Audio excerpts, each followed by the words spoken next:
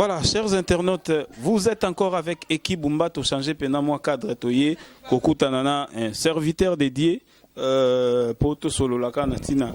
Excusez-moi, natina ya sije na biso o tozolo belela, bandeko na biso o yobobala, bamindele na poto, vraiment to zo telemela binote, eza normal, eza sentiment ya mutu, ta mususu joana ya mundela sepela gina yo, to yo sepelaki na petite wana ya mundele to mama wana ya mundele, c'est bien, mais siko yo zo sala nini ba famille na bino, ba famille ya bandeko ba bala ba mindele biso nde bazotu na biso. Ah, Eki Bumba yo sala ba émission bato apoto batala mingi mekana ngolobelela pona tina ya likambu ya bandeko na biso oyo babala ba mindele biso bakipaka biso te babosa na biso ato bengi ezela na oyebisa mwasi na nga vraiment ezo sala bien te ezo sala pasi. Alors tozaki déranger yango tolobi tokita tomeka osolola na baninga na tina ya sujet oyo bango moko balinga baloba me soni kaka po akoleka na télévision yaya na ya komona ye et puis bao bayebi ya na ya Johnny komona nga ya Jean-Claude komona nga ezo sala bien te.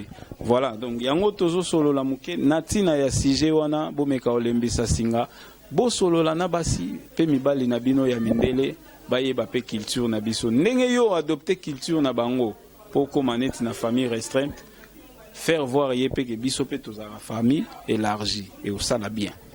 Voilà, tout ça na invité na biso. Bonjour papa. Bonjour. Obengami na kombo nani? Kombo nanga évangéliste Alexis Lemba. Voilà, papa na biso évangéliste Alexis Lemba. Papa, outi goyoka pena ndenge naza ko éclaircir moi makambo ngo awa. Yo tant que serviteur de Dieu. Ndeko longwe awa na kinta mususu pe batekaki moi lupangu na bango ya zui par ya mingi akepoto abala mundele suite ezate akipara pena famille te tamsu maman na pe gravement malade babenge bonde bo ça va na yebisa moi sinanga. Ouais, merci beaucoup, merci pour la question. Pour na problème wana ya bandeko bakena na poto babala ba mindele ba problème wana ko makasi moni ezali kamba culture biso na mindele toza culture moko te biso za ba bantu et biso ba bantu tozala ka plus famille élargie mais mundele aza beaucoup plus restreinte. Maintenant ba problème ya ko bima ba bisika wana problème eza nini likambo eza ya début déjà ne bandeli soki boyokani bien te parce que bible lobi na biso batemi bale bakotambola nzela moko te soki bayokani te donc bato po batambola nzela moko fo bayokana. Bon, même tant nzambe tango asali mokili alobi nini la terre était informe et obscure. Nzambe asali nini nzambe abandi d'abord kopesa forme na eloko yo ezangaki forme qui était la terre. Et puis Nzamba le dit que la lumière soit et la lumière fut. Donc Nzamba préparé pour aya kotia mutu azala na ba condition ya bien. Donc nous c'est ça likamwa début. Donc déjà na début tango kutani na mwasi ya mundele. Okutani na mobali ya mundele. Solo la na na début et que ne bandeli boyokani ndenge nini bobongisi ndenge nini po botambola ke ngana culture na biso ngana koma awa pona kusunga libota tala biso to vivaka boye Afrique eza boye ba réalité eza boye na boye. Donc tout eza question ya début. Ne bandeli faut que solo la mutu ko expliquer mutu parce que la Bible nous dit celui qui trouve une femme trouve le bonheur et Marie aimez vos femmes. Mwasi mobali linga mwasi zalani na botosi pas mobali. Donc déjà esika bolingo ezali il y a pas de conditions. Là où règne l'amour, bien aimé, là où règne l'amour efface tout. Mais c'est quoi passe oui amour efface tout na ba nyoso tuzo lo ba wana mais oyebi ke pona ko solo la ngo peza ka facilité ta mususu mwana maya kutana na mwasi moko ya mundele. Amoni ki yazana na mukandate il peut aussi profiter de l'occasion lobi so basaini mais juste na début na banda otalisa ye ba culture na biso to nini bango ba mesana na ngote eske ko simba. Oui merci ezana eloko o échappa nzambe te nzambe za eloko o échappa ete soki ne banelo lobaki yango te okoki ko rattraper yango na ndenge nini. Omoni Esther, reine Esther bayo yebisa ye ke Israël mabe koti azoki pete. Bayebisi ke mabe wana ndenge koti na Israël yebango pe na isiko vai na bokonzi yo po kokoma moumbu okonyokwama. Esther asalaki nini? Esther a jeûnaki pendant 3 jours aleleli nzambe tango alobi nzambe kanisa mboka nanga kanisa Israël tokozonga na boumbu te Israël ko souffrir te tango aleleli nzambe. Or la loi était quoi? Parce que mibeko ezali na ndaku na yozo mona oyo az étranger et puis qui se les anine ozomona na ibande na ibisaki yete tamsusu ngani na bikaka na sima na ye. Esther pakutana ki nango na makambo zokutana nango lelo azobisa neko ozotalanga. Esther akutana nango Esther akutana nini? Akutana ne pikiseli interdit zaki nini? Jamais komona mokonzi sa mona yo sa benga yo. Mais Esther a zwa faveur wana nini? Esther a leli la nzambe pendant 3 jours à leli tango ki mona roi tango moni Esther alobi mama olingi nini? Abende ya Esther yaka fanda pembeni nanga posa na yo eza nini? Esther abandi otandele posa motema. Bien aimé yo muto ebiki na omona ndenge lo na osala te na mwana na obanda te parce que makambo na sina kotaki nango obasala nini bango pe bafuka makaka to. Dieu capable de tout yebisa nzambe lelela nzambe etanga mosala nzambe nzela na kotindo ya ngwana parce que ozomona c'est impossible. Non, rien n'était possible à Dieu. Fuka maluka nzambe loba nzambe na ona zomona tala libota nanga cause nazo plaider ça juste pour ma famille tala libota ningezolela lo Esther alelaki. Bien aimé nzamba pesa solution yebisa mobali na yo to mwasi na yo tala biso na culture na biso ezalaka boye associer nzambe parce que nzamba lingani to associer na makambo nyonso to kosala associer nzambe na démarche zolingo sala au moins na résultat na solution.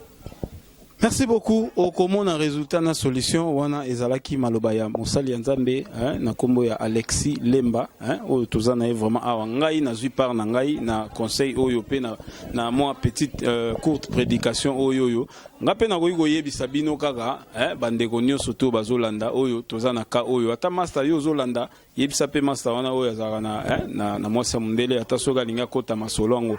Voilà, donc yebisa ye Joseph oyo totanga na Bible asala po na famille na ye bien que azalaki rejeté azalaki vendi ayiko comme esclave place moko boye mais à fin de compte tango ayiko comme ministre ayiko retrouver famille na ye asalaki makasi po na famille na ye. Donc bango pe ba Joseph azalaka pe mundele le roi ba mindelo ya lelo conscientisation ego simba pe ego sala bien toyebi ke culture eza moi différent pe ba kamisusu ezali oyo ezake bana na biso bazobotama na poto akomi pe na 25 ans 30 ans kuna linya bala eza ndenge moko te na oyo awutaki kin akei kuna tamusu culture eza déjà po akoli na mwa bana bamindele mais dis-moi ke ba parents oyo bouta awa boza na droit ya kote ya kabana pe ya kolakisa bana na bino culture na biso ndenge nini ezali pe ko betsaka bango mwa masolo na ba famille po bayeba réellement que famille ezalaka place tel tozala na mwana tozala na nani boye esalaka bien mais soki contact ezate nde place mabe yali.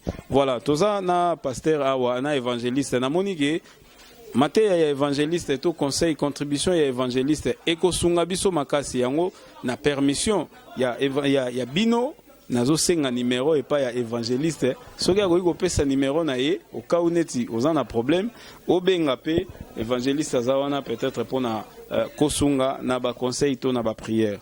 Ouais, numéro nanga avant d'abord on appelle ça numéro nazo ça ndeko moko papa maman frère sœur muto yo kutana na ye moi sino wana mundele to mobali no mundele eza zarte nzambe ne mtalinga ko kutana na ye peut-être osala ke erreur ne bandeli mais erreur wana ekobate nzamba za nayo.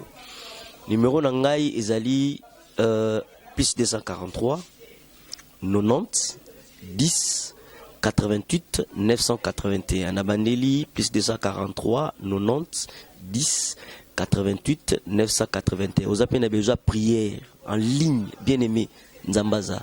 Vous en avez besoin de conseils. Quel que soit le problème, vous en avez besoin de conseils. Koezite te benga. Merci beaucoup koezite te benga benga penza boko solo la pe nzambe akosala po aza nzambe. Tokomi na suka ya émission na biso.